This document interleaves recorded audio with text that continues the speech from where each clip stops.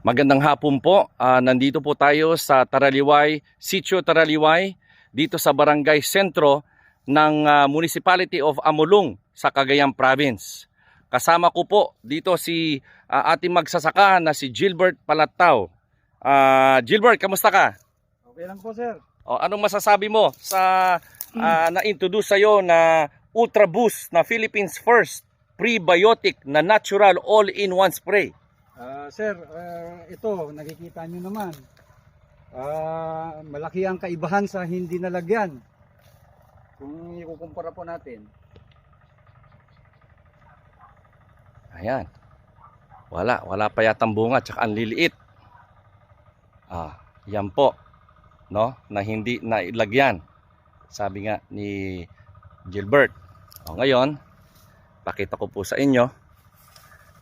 Yan ang mga nalagyan. Anong itsura ng mga yan? Yan, Bunga na. May mga bunga na. Kahit na maliliit.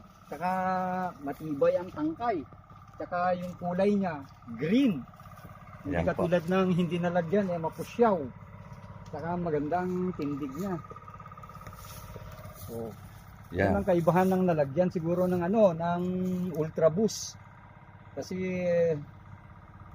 ngayon lang na ginamit, hinalo ko lang ito sa herbicide na pamatay ng damo. Okay. Ito naman yung mga naging epekto niya. Okay. Gilbert, meron ba tayong ginamit na fertilizer? O Ultra Boost lang? Ultra Boost at saka herbicide. Okay, meron ba tayong in-spray na mga pang-pesticides? Ay wala rin po, sir. Pero ano yung resulta nun maski hindi linagyan nun?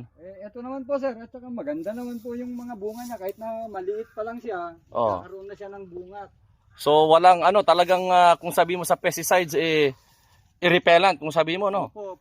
Tsaka healthy talaga. pa lang gumamit ka ng Ultra Boost. Dahil nakakatipid ka rin.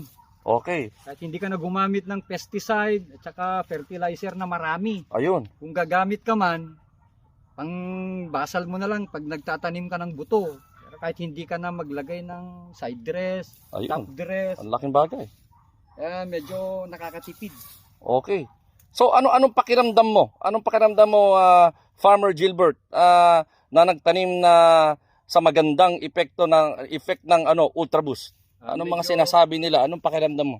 Medyo maganda kasi bukod sa nakatipid ka na, nakikita mo yung tindig ng tanim mo na maayos at parang medyo magiging maganda yung awa ng Diyos. Anong mga sinasabi ng iba dyan? Dahil katabi mo, mga hindi naman sa pag-ano pero pinupuri nila yung mais dahil maganda raw yung mais. Wow. Sabi ko naman, ginamitan ko lang yan ng magic. Hindi nila alam yung Ultra Boost ang ginamit ko rito nung nag-spray ako ng pangdamo. Yun lang ang hinalo ko.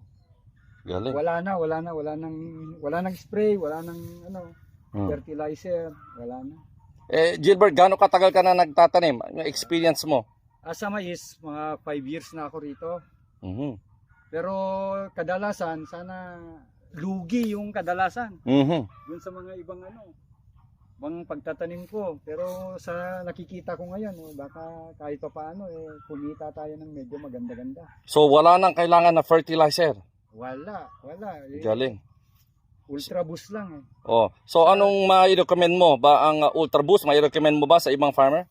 Oo, maganda. Kung subukan nila para mapatunayan nila na yung epekto ng Ultra Boost, makikita nila kapag naggamit sila at saka gamitin nila sa pananim nila na mais. Tulad ng sa akin, makikita naman ninyo, matataas. Yan. Matataas. Saka maganda ang mga bunga. Dito sa katabi niya, ito yung mga hindi na ilagyan, na i-apply ng Ultra Boost. First prebiotic, tingnan mo naman, wala. Walang bunga at ang liliit, no? Pang naitanim yan, sir. Pati na rin yung kulay, na unang natanim daw to, pero tingnan mo naman yung kulay, no? Tapos ito na. Dito po tayo. Ayan. Buhay na buhay. Ito magtatatlong buwan pa lang to. Wow. Okay, ang laki Okay, maraming salamat Farmer Gilbert. Dito po kami ulit sa Sitio Taraliway, Sentro Barangay, sa Municipality of Amulong, Cagayan Province. Out!